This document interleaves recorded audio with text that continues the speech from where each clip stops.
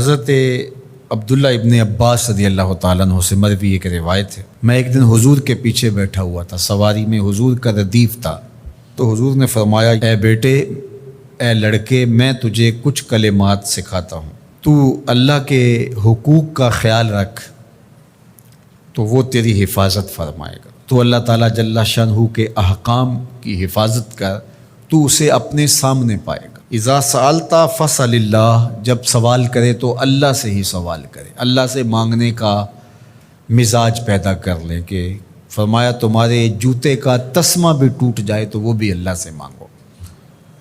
ضرور بازار میں جاؤ دکاندار سے، لیکن حقیقی طلب اللہ سے ہونی چاہیے۔ بات بات پہ اللہ سے سوال کرو، بڑی سے بڑی چیز بھی اس سے مانگو، چھوٹی سے چھوٹی چیز بھی اسی سے طلب کرو۔ ہماری ساری ضرورتوں کا کفیل ہمارا رب، ہمارا مالک ہے۔ تو دوسری نصیحت یہ کی کہ جب تو استعانت طلب کرے، مدد طلب کرے تو اللہ سے ہی استعانت طلب کرے۔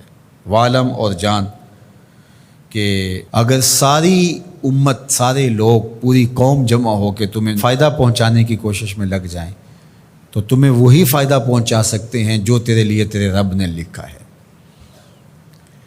اور فرمایا وَإِنِ اجْتَمَعُوا عَلَىٰ أَن يَضُرُّوكَ بِشَيْءٍ، اور اگر تمہیں نقصان پہنچانے کے درپے ہو جائیں، لَمْ يَضُرُّوكَ إِلَّا بِشَيْءٍ قَدْ كَتَبَهُ اللَّهُ عَلَيْكَ، تو تجھے صرف وہی نقصان پہنچا سکتے ہیں جو اللہ نے تیرے لیے لکھا ہے۔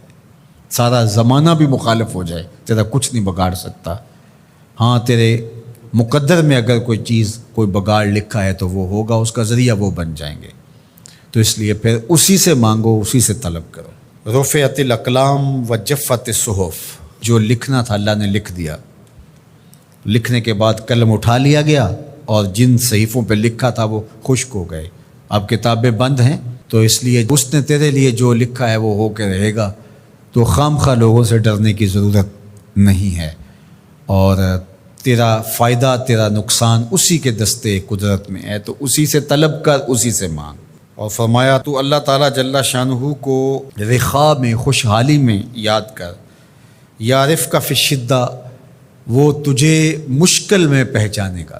یعنی جو شخص خوشحالی کے دور میں اس کے پاس دولت ہے، صحت ہے، تو اللہ تعالیٰ کو فراموش نہیں کرتا، اللہ اس کی بدحالی کے زمانے میں اس کو فراموش نہیں کرتا۔ وعلم، اور جان، ان النصر مع الصبر، کہ جو مدد ہے وہ صبر کے ساتھ آتی ہے۔ وان الفرج مع الکرب، اور کشادگی جو ہے وہ مشکل کے ساتھ آتی ہے۔ وان مع العسر یسرا، اور سہولت جو ہے وہ مشقت برداشت کرنے کے بعد آتی ہے۔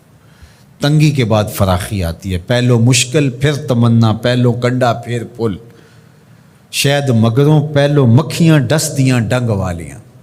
تو یہ سب ہوتا ہے، مشکلات، تکلیفیں، آلام، مصائب، ان سب سے گزر کر کے آسانیاں آتی ہیں۔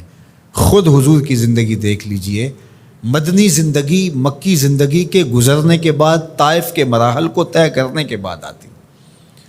تو ہم ڈائریکٹ اگر چاہیں مکی زندگی کو اختیار کیے بغیر اور طائف کی مشکلات اور سنگلاخ راستوں سے گزرے بغیر مدنی برکتیں حاصل کرنا، تو وہ نہیں پا سکتے۔ تو یہ اللہ تعالیٰ نے ایک نظام رکھا ہوا ہے۔